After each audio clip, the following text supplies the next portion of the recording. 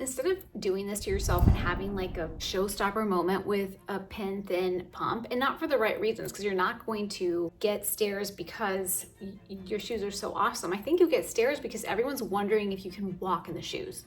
Hello lovelies, today we're talking fall shoe trends for 2025. This is one of my favorite videos to make because we all need shoes, we usually can fit into them, and number 3, they can completely transform your outfit, especially in the fall winter. However, not every trend is worth your money, even in 2025. So today I'm sharing 7 different fall shoe trends to skip and what to wear instead because they're more timeless, chic, and frankly just easier to style. And I can't wait to show you the very last swap, which might surprise you. I'm Ziva, I am so happy you're here. Make sure to hit the subscribe button for more wearable trends, styling videos, and all the fashion tea, including fashion icon, deep dives, and much more. The first fall shoe trend to skip in 2025 is the sock boot trend.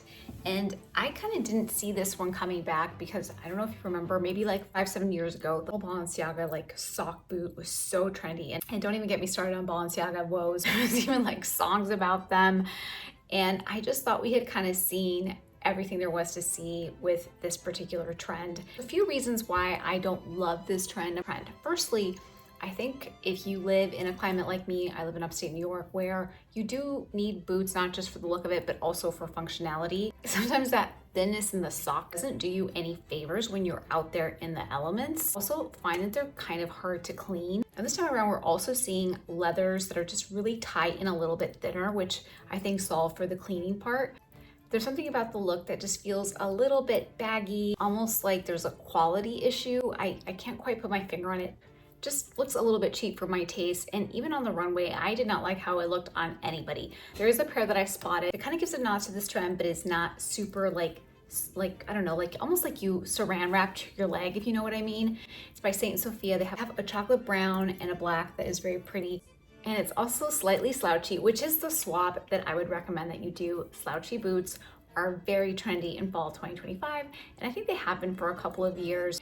I think they go hand in hand with kind of the slouchy bags that we've been seeing this year. Everyone from Balmain to Louis Vuitton, Isabel Marant, all used a lot of slouch in their boots for their fall collections. Kate even used kind of like a thigh-high slouchy boot, which I think is really interesting. Thigh-high boots are also very trendy this fall. And they're ones that I think are fantastic if you really like straight leg jeans or skinny jeans or sweater dresses and you just want a little bit more warmth. I think it works really well with that. The second fall shoe trend to skip in 2025 is the peep toe pump. Peep toes do have a vintage, almost retro vibe about them. They can arguably be classic. I just don't think they're that easy to style this season, right here, right now. And I'm not quite sure why they're trending this season. These also kind of give me the same type of feeling as the tabby toe, split toe shoes that the many high profile fashion editorials feature all the time. The peep toes give me a very similar vibe. So instead, shifting the attention from peep toes and showing off your toes in fall winter to your ankle. If you want to wear an elegant pump, there's so many beautiful pieces right now at every price point in gorgeous textures like suede. It can really help elevate any outfit. There's been a lot of attention to the ankle over the last few months, and it shows no signs of slowing down. This is a really beautiful pair by Inez that wraps around the ankle. It's not too exaggerated. Yes, it's fashion forward and trendy, but it's not, so out there that it's going to be cumbersome to wear. It's very functional. Also, Inez heels are so extremely comfortable. I love all of my pairs. I'm a big fan. I also have a 15% off discount code in case you're interested, site-wide, Ziba15. And so something like this is very elegant, timeless, and you won't look back next fall and think like, oh, like I can't wear these anymore, they're out of style. And that's a lot of what I look for in a lot of these fashion trends, is making sure that they're not going to feel dated a year from now. The third shoe trend to skip this season is the backless mule. There's a lot of shoes that you just kind of like slip your foot in, and they're very flat looking and almost like a house slipper type of feel that are mules or backless. They don't hold your foot at all. I really struggle walking with these efficiently. I feel like my foot is always threatening to fall out. They can be very comfortable because you can easily just slip them on, but for my foot, they just don't usually stay on. Also, again, we fall into the seasonality of why wouldn't I want to cover my whole foot this season?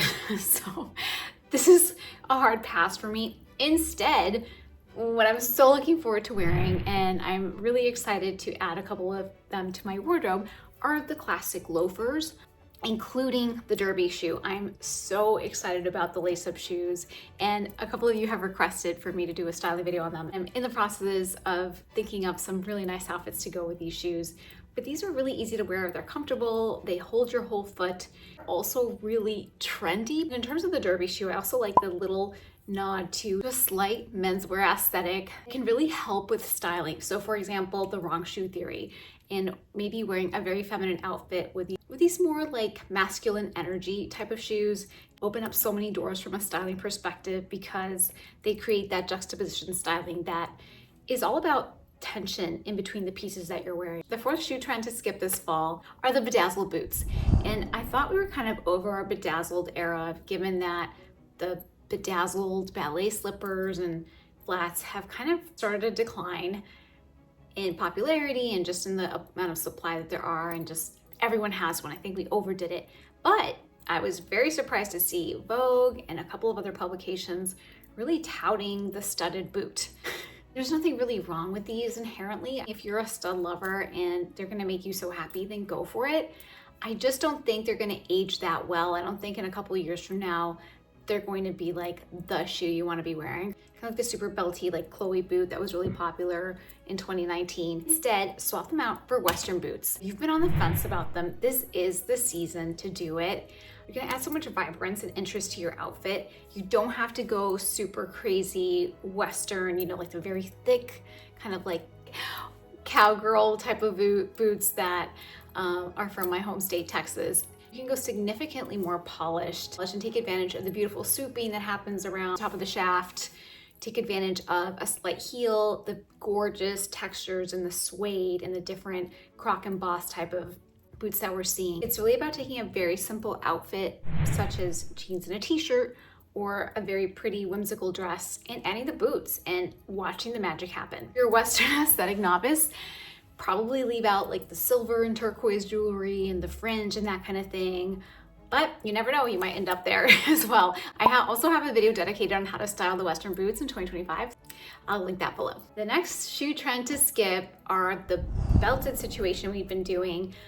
I don't really have a problem with these. I get it. They're very eye-catching. I don't like the rattling that most of them make. I have yet to find a pair that I try on that I don't feel like literally like a rattlesnake, just like I make so much noise in them. And also I just again think that they're just so stamped in time. Instead of that belted flat, swapping it out for a really cool trend right now, which is animal prints of all flavors, like cows and leopard print, zebra, and also in textures. So seeing a lot more, so forget about like the fuzzy shoes and that, like, you know, pick up a lot of debris all over the ground. Also in calf hair, so you're seeing a little bit more texture than usual. And I think that these also are a great way to add interest to your outfit, because one of the main pillars of styling is texture. When you can add any type of difference and kind of contrast to your outfit in terms of texture, it's gonna just be more interesting, it's gonna look more chic, and the other elements in addition to texture being color and shape. Number 6 for shoe trends to skip this fall are the moto boot.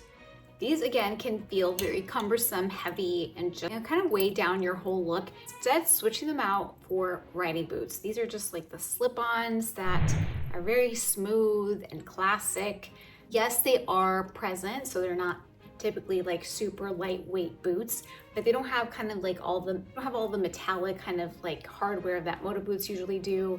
And they're also just a little bit more sleek. Also, English countryside and everything equestrian is always in style in the fall, and I cannot resist it. I'm here for it. I miss my calling as a horse mom. I think many of us feel like that. Let me know if you would love to be a horse mom. I would.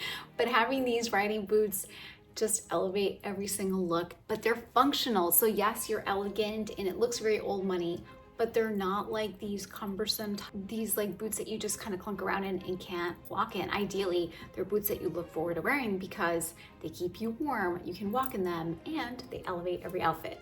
The 7th shoe trend to skip this fall are the pin-thin pumps. Once again, much like the peep toes, I don't know why these are here. I have a couple of them. I have a Kate Louboutin pair, and I also have a YSL, like one of those that have like the logo as the heel. And you know, I'm not perfect. I have fallen victim to many a fashion trend.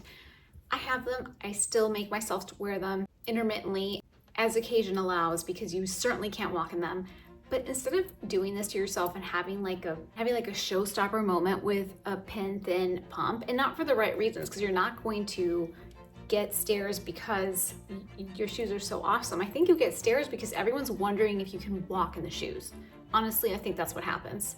Instead of these, total 180 and swap them out for Sneakerinas.